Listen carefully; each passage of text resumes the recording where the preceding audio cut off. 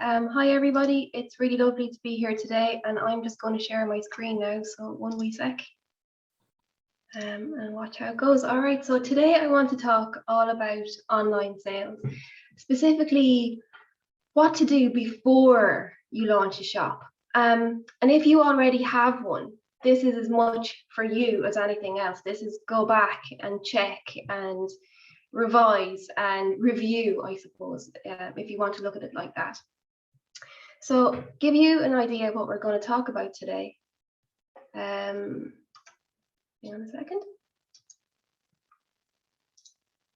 We will talk about all these things that you need to know before you launch a shop.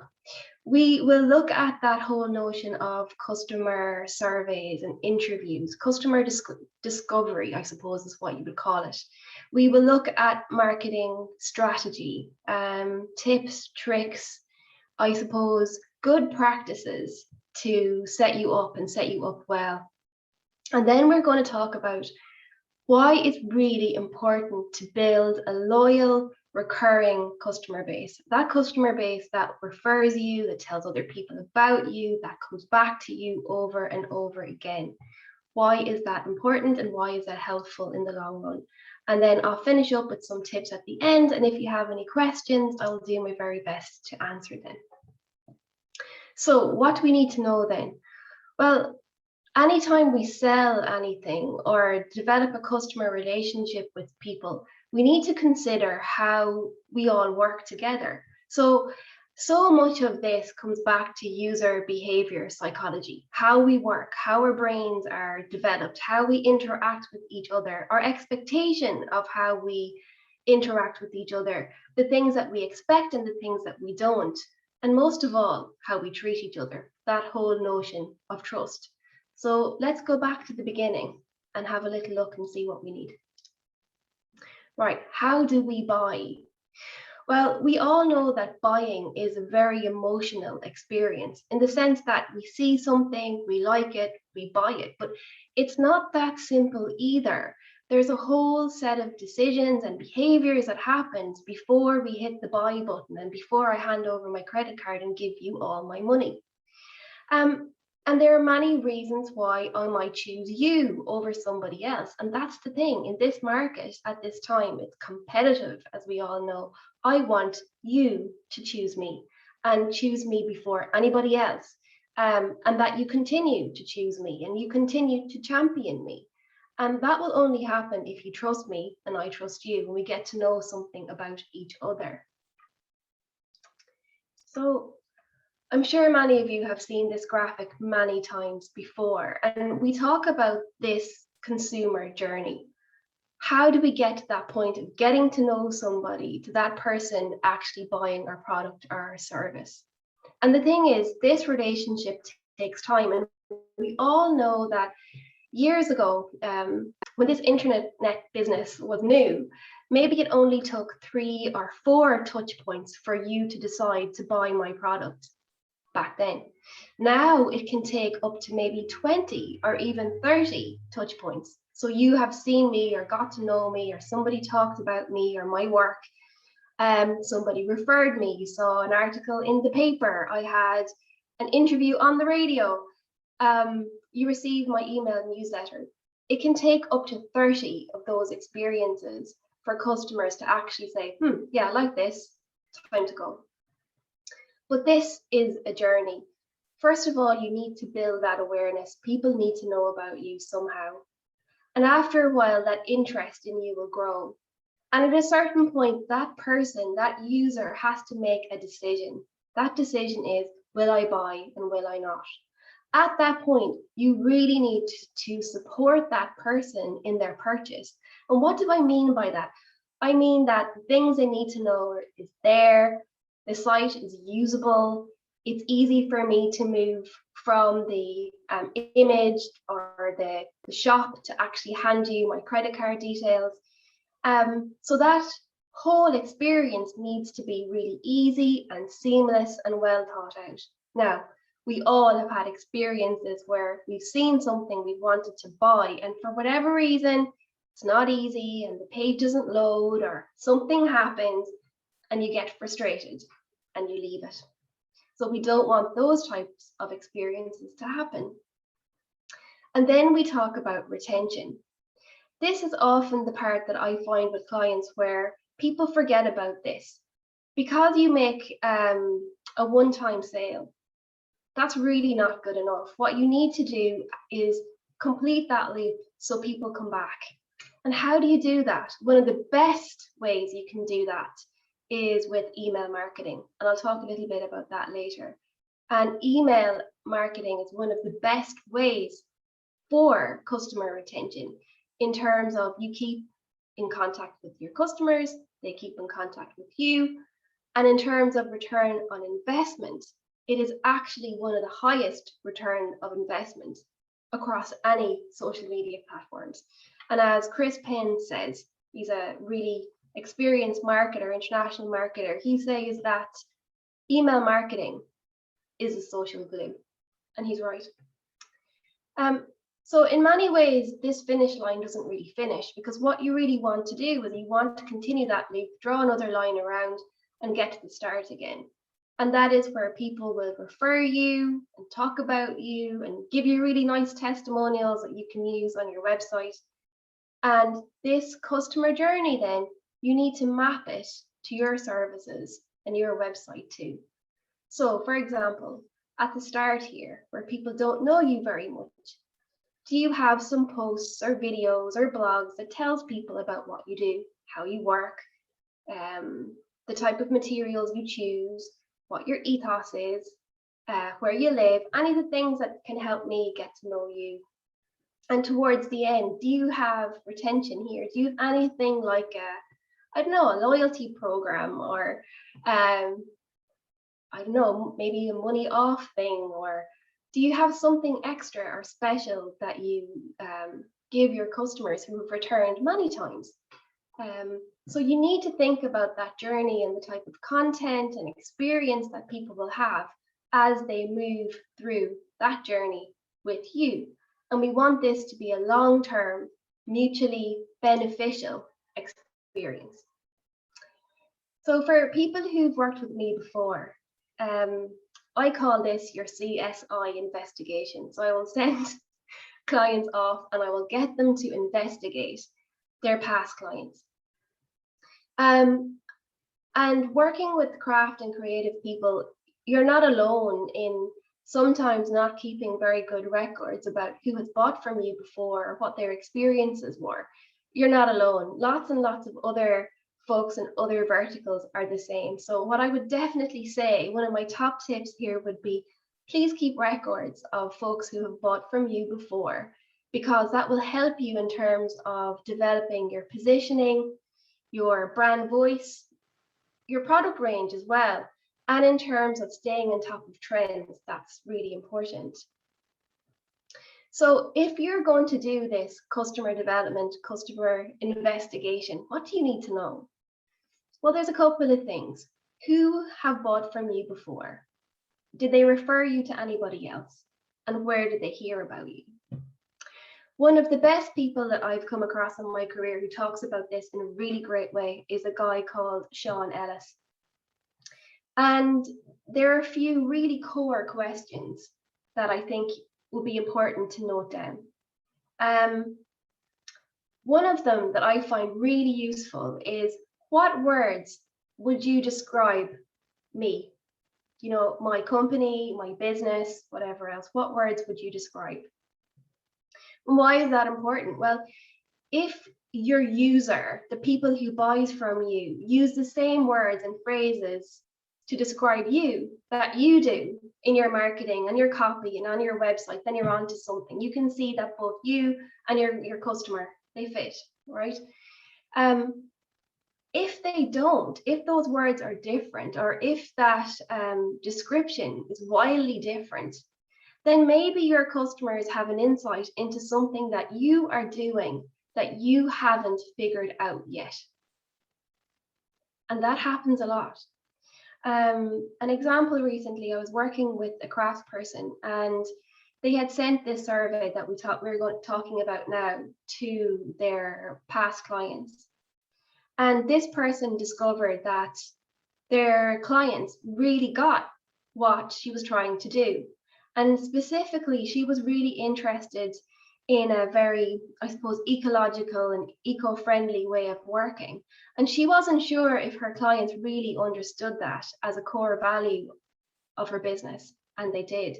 So when they responded to the survey, they responded with those types of words, and she was really happy because it meant that she was really answering that call and that niche. And I suppose that core value, that her values and her customers' values matched, really important. Another question that you can ask on this CSI survey is, where have they heard about you? That question in particular will tell you where your customers found out about you, in the sense that, was it Twitter? Was it LinkedIn? Was it your newsletter? Was it a piece on Nationwide, or something in the Irish Times? And that will tell you where a lot of your customers hang out online and offline too, actually. Did they meet you at a trade fair, for example? That also gives you an indication as to the different platforms that you can certainly double down on. So what a lot of people try and do is be everywhere online, on every platform. It doesn't work at all. What I would say is try one or two, test them. If it works well for you, stay there and work and do a really good job there and double down on it. So that question of where did you hear about us, or how did you discover us, is a key question. Another question that I find really interesting specifically targets that question about who would you use if we were no longer here? Or, what other types of sites would you use? Or, it tells you about your competitors. And all of us need to do competitor analysis and know who sits on our lane or around our lane or beyond our lane. And that question gives you a very good insight as to where other people put you, what box, what category, who do they think you sit alongside? And I think if you were to finish this very short questionnaire, maybe you could finish it by asking, how can we improve? And that question will tell you things like, people will bring up, maybe your website doesn't load fast enough, or maybe your images could be bigger, or maybe you need to update your shop, or maybe you need to do a stock take, whatever it is. People will give you some really good information there that you can action straight away. So those key questions, I would advise all of you to put that together in a Google form or a SurveyMonkey or whatever it is, and send it out to your customers, because that level of insight that you will receive is incredibly important. An artist that I worked with recently did this very exercise, and what came out of it was this artist responding to her users' feedback, and she made a whole new product line that specifically answered and met these customers where they were at.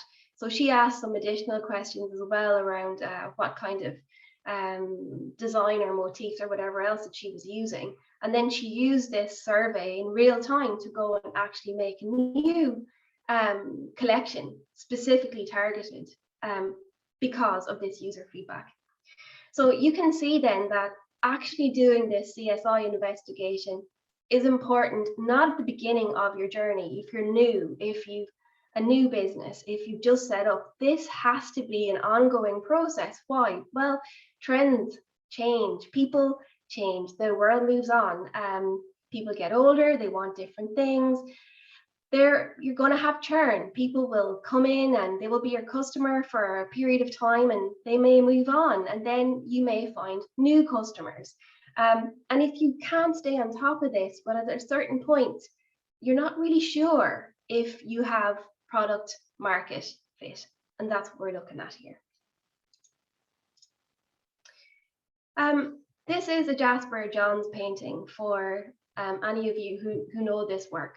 And I've been a little bit bold, and I've cropped out actually at the top, there are 3 heads that look down on this painting, painted in gold. The reason I really like this painting, it reminds me of the fact that when we think about our users and our customers, we sometimes forget about the people around them that influence their buying and their decision making. So all of us in our customer journey, we are influenced by other people, by our families, by our friends, by our environment. And sometimes we forget that they are equally important. So have we thought about all those other folks that are in the mix, or have we limited our, I suppose, our ambition and our vision only to include a very small number of people? The other thing that this reminds me of is that the bullseye in the center. You got to get to a point where people have, stood into that center, into that middle point, and they're ready to buy, and they are buying now. On the outside, as that moves out, you are reaching people who have only begun to get to know you, and you are bringing them on that journey into the middle where they are going to buy from you. So you need to think about context and time, and you need to think about I suppose that bigger sphere of influence. And I'm not talking about influencers. I'm talking about influence, those other people who help you on your journey. So, I mean, trade magazines, articles, your social media profiles, people who like and share, who may never buy from you, but for whatever reason, they like your work and they like you and they want to help and promote you. And they are really incredible people on this journey as you are building out more sales and getting to know your customers. I talk about this a lot, and I'm sure this is not the first time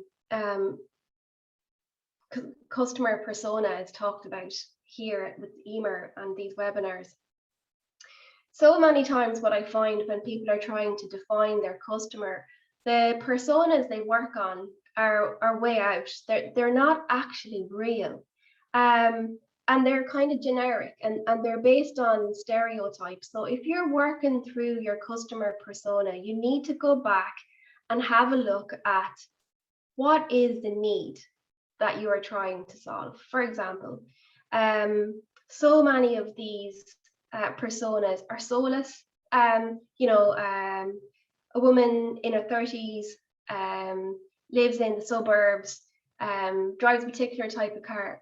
Try and root your customer personas in reality, and try and tie them back to people who already buy from you, because you understand what they need, the types of things that they like to buy, the types of things they like to champion, and I suppose also the types of lives that people live. So make sure if you're going through that customer persona process that they are based on reality, because it's really easy to skip and move into stereotype. So don't do that. So this customer development process, how does it work? So we've already talked about customer discovery, how we discover who these people are. Then you're going to go out and you're going to actually validate that, make sure it's true. Go back and have a conversation with those customers who were good enough to fill those surveys. Have conversations with them, check back. Are they real? Does that work? Yes. Does it meet your ideas? Do they meet the criteria? Yes, no. Okay, so you validate that. And then that customer is there, they're real, you're meeting that need. And then you are going on to build more customer relationships with people just like them. So I suppose in the beginning, you're going through that search process, searching and validating. And in the end, then you're creating messages and content and product to actually meet that need. So it's a two-pronged process there. So whenever you design customer surveys and interviews, they do not have to be long and boring and really difficult for people. Build it into your process. So whenever you send out an email, newsletter, ask a question. Whenever you're on the phone to somebody, ask the question, where did you hear about us? So validate as you go, ask questions as you go, and build that customer survey and interviews into your marketing and business activities. You got to build it into your operations as much as you order new packaging or work on your branding. It's as important as that.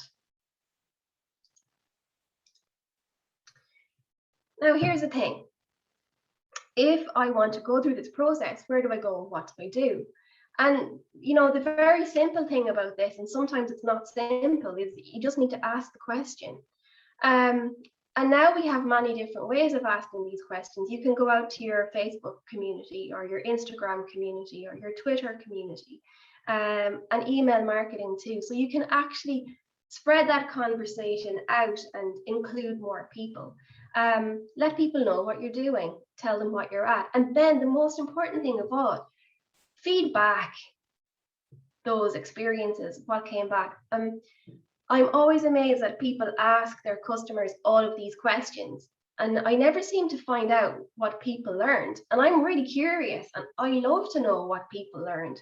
So even if you made a quick infographic or something like that, and you stuck it up on your Instagram to say, here's what people have told me about my work and my business over the last couple of months, that's really useful.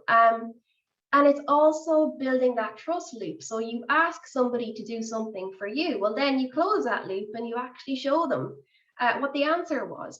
And in the future, you would hope that people would be really delighted to see the answer to that and that their feedback was taken and included. And you gave them the opportunity to actually learn and to see what happened with that survey. So please, share the info. It's incredibly useful. So we've talked about those key questions. Have you recommended my business before? What words would you use to describe me? If we were no longer in business, where else would you go? Who would benefit most from my business? And how can we improve? So that's an enormous amount of data. It's an enormous amount of work that you can use to benefit your business, your positioning for a start, and to make sure you have product market fit. And then from those types of insight, you figure out then that the work that you're producing then, if that fits that customer base, so it works better on your shop.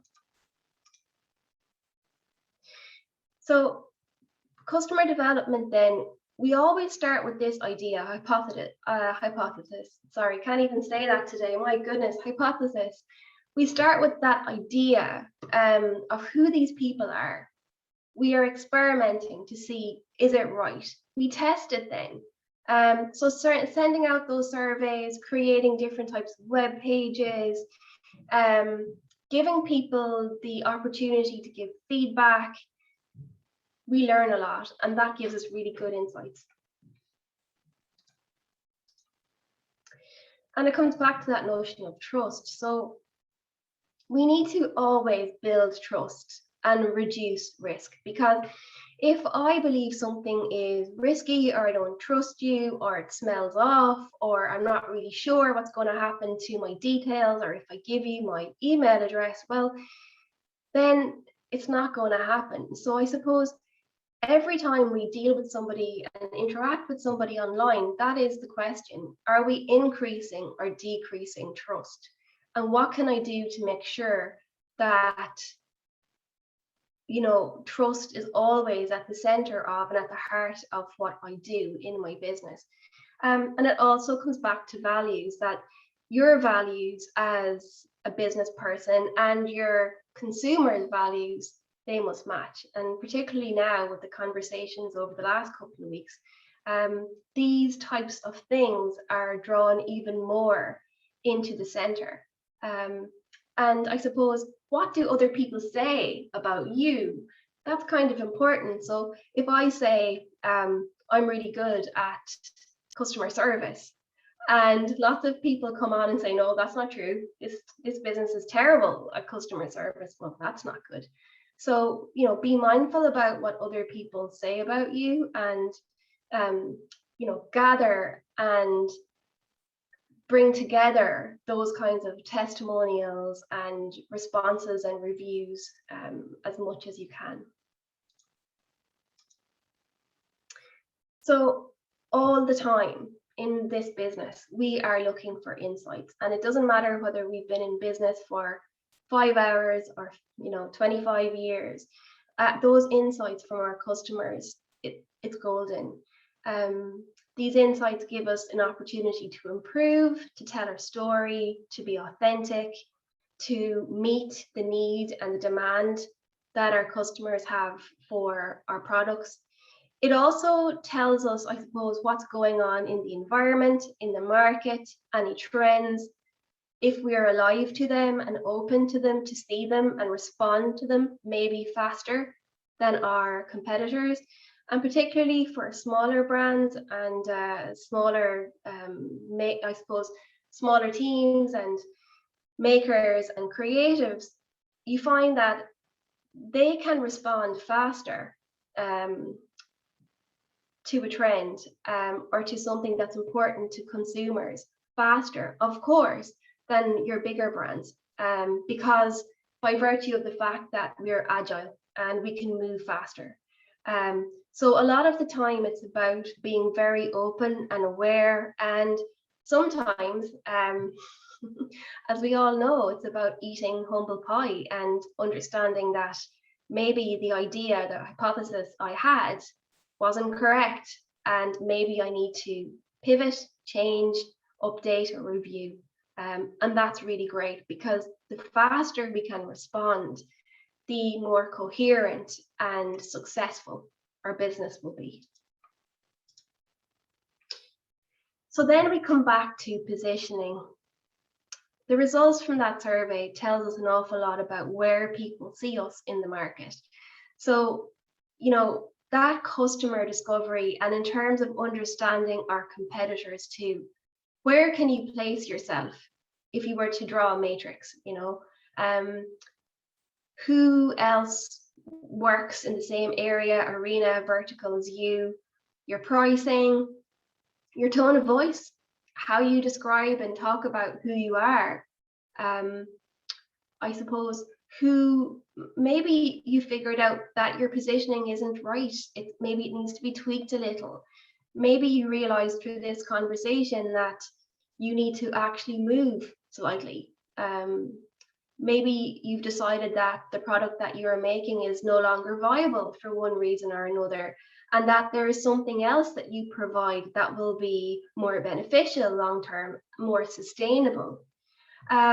Or maybe you figured out that there's a particular thing that you do that you didn't realize was important to your customers, and maybe now you're going to double down and go after that.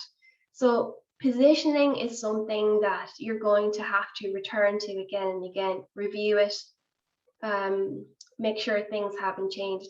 I remember at one point we were working with a client in the hospitality industry, and this particular client thought their customers were in the 40 to 55 age range, predominantly. And we were looking at, website and offering and tone of voice and content and all of those things for that particular demographic. And again, like this exercise, we went back and we had a look and we talked to customers, and it actually turned out that the demographic predominantly had switched pretty quickly. And most of their clients, this person's clients, were now back down in the 30 to 45 category. So in terms of the types of things that they were providing and services and partnerships and all those different things, it changed. Not saying that they didn't have anyone in that older age bracket, they did, but they were missing out because they just weren't positioned properly and speaking to the right customers at the right time.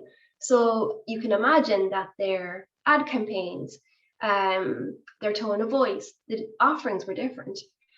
So just to keep an eye on that. It's really easy to kind of lose sight of who we're talking to sometimes because we're busy. Going back to that notion of testimonials and why they're important and reviews. And, we know and we see it all the time that there are some reviews and people write all sorts of reviews that can be, not exactly kind. But at the same time, testimonials and reviews are really useful because, again, they tell others about us, about what we're good at, about our attention to detail, about our commitment to the environment, whatever it might be, the quality of the finish of our work, for example. So I call this, on your website in particular, when you have things like worked with or clients of or whatever else, and you see those logos at the bottom, I call that a trust bar. It's like this bar of trust where you have those logos from different people or testimonials. And if you can put a face beside that testimonial, even better, because it refers back to that person as an individual who, gave you that review or testimonial. And then the other thing as well to say, and I know many of you do this already on your website, like if somebody liked a particular item, well, if you liked this, you may like that.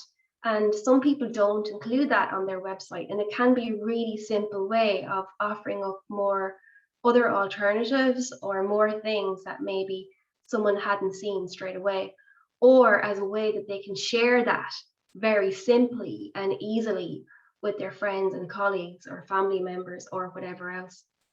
So gather these things as you go, and use them. Put them in your email newsletters, use them on social media. And I think for ourselves as well, for a lot of people who work for ourselves and who are creative, it's really lovely to actually get a nice review or testimonial, and it makes us feel good too and keeps us going on the bad days. And I certainly know a colleague of mine who takes her diary out, and whenever she gets a testimonial or a review from a client, she'll write it in red on the top page of her diary. And at the end of the year, she goes back and she can read through all of those things, and it gives her a pickup on those days where she needs a bit of a lift. So anything like that to help yourself move along, it's really useful. So we'll talk a little bit now about social media.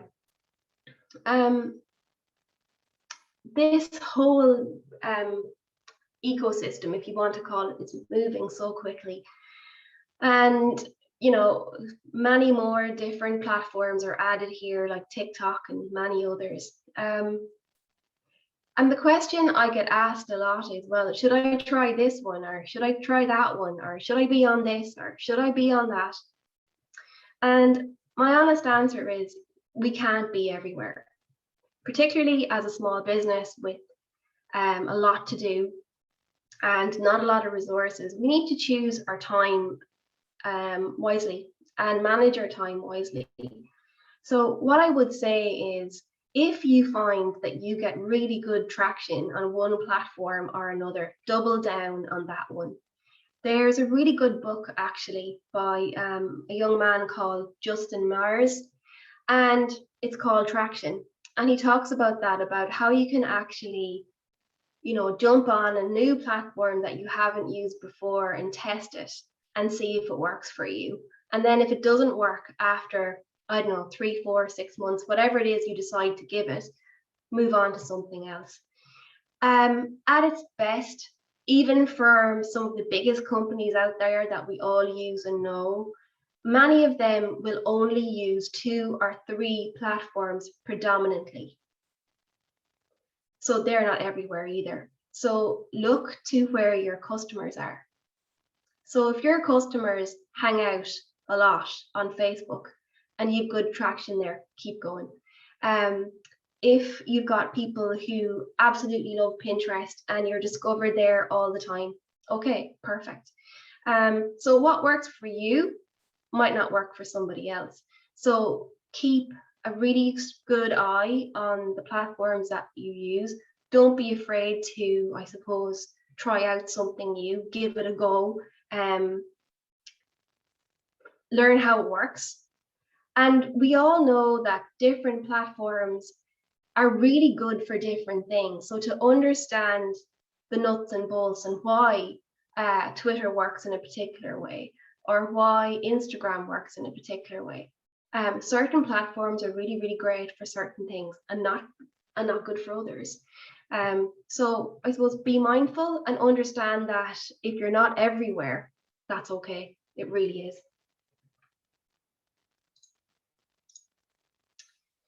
So I mentioned email marketing earlier, and I suppose for a long time, people felt that email marketing just wasn't cool anymore. Lots of other cool things have come in the meantime, and a lot of people gave up on it. And a lot of people felt that it was spammy, and it can be sometimes, absolutely, and that maybe so many people were getting lost in their email, in their inbox every day, that they weren't going to try it.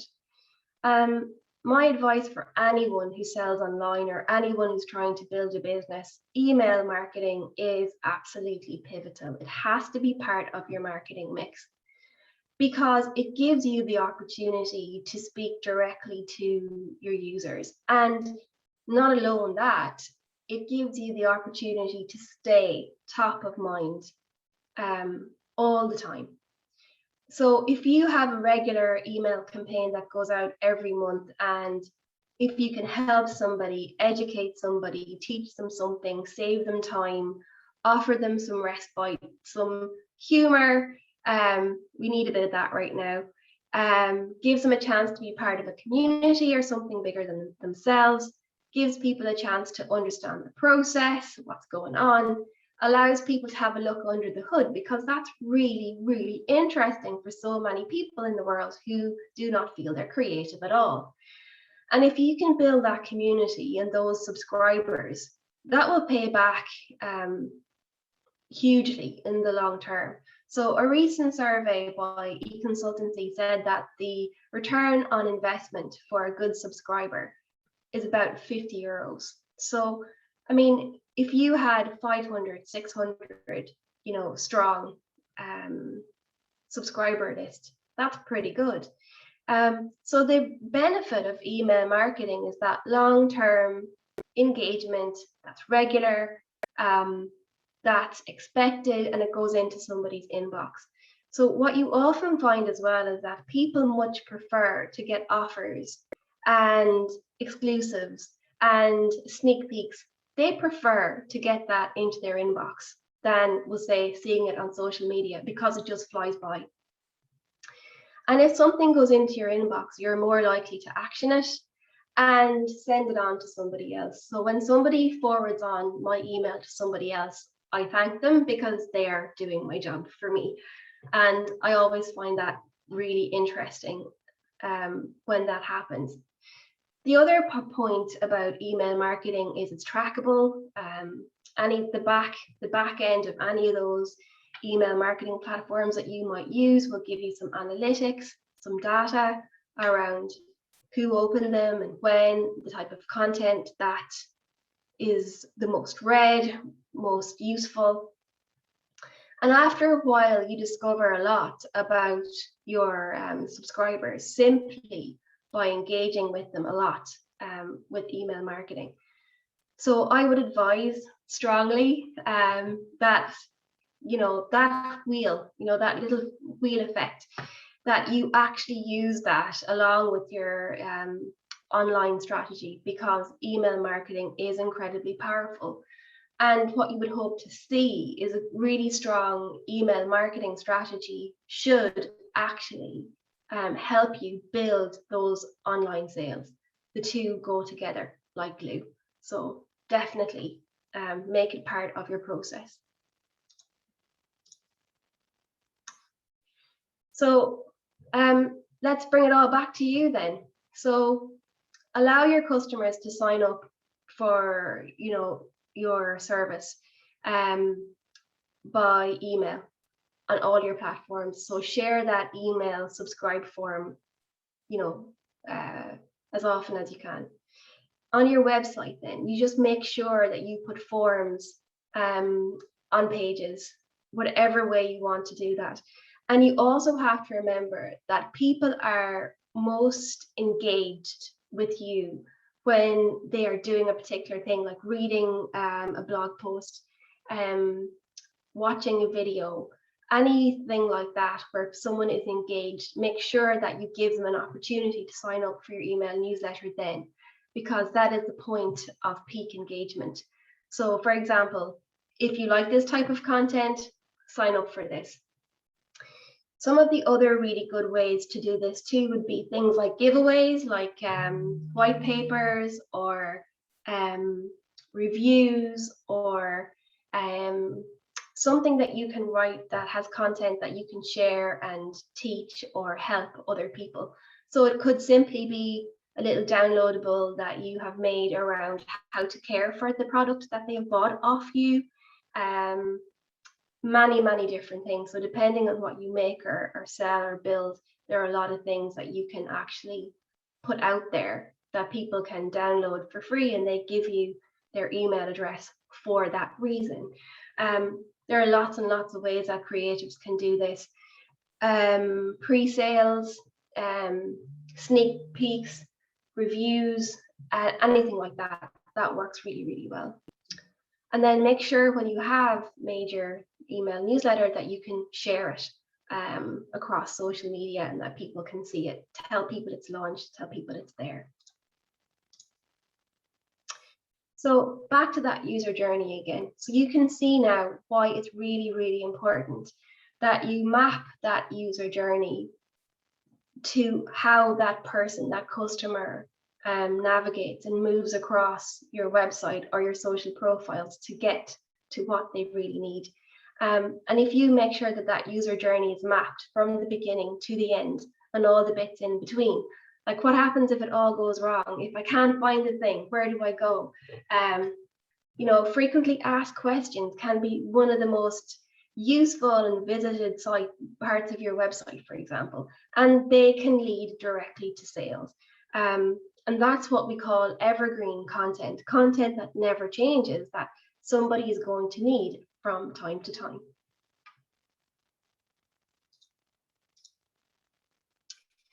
And this is the thing. I'd love to say that you could do this once and it would be done, but that's not the case. In all of this process, you've got to test it, and then you have to keep on testing it. Stay on top of it. Use those insights, those words, those 6 words. For example, another question, you can use, what words would you use to describe us? Go back and check every now and then. Are those words that your customer used, are you using them? Have they changed? Is there an insight there that you can use? So you've got to keep testing these things and stay on top of it. And that will give you a really good insight then in terms of what people want to buy. So congratulations, you've done your you've done your investigations. You figured out what your product market fit is. You figured out your positioning. You figured out your messaging, and you figured out a heck of a lot about your customers, about their needs, their wants, and hopefully along the way you figured out that user journey, and also you've made sure the usability of your website and your shop works. One of the best things you can do is find somebody who's never seen your site or your shop before and ask them, give them a few tasks and say, I would like you to buy X item for my shop, or I would like you to search for a particular thing, and then watch how they go about doing that. And you will understand and see so many things that you may not have noticed before, simply because you've got somebody to use that from the user's side. Does the content make sense? Can you understand what I'm offering? Do you understand my ethos and values? You can ask many of these questions and watch as your customer works through these questions on your site. Add recommendations, make sure you do that. Also, any of those, if you like this, you may like that, images on your website. Keep telling your story. That's really important.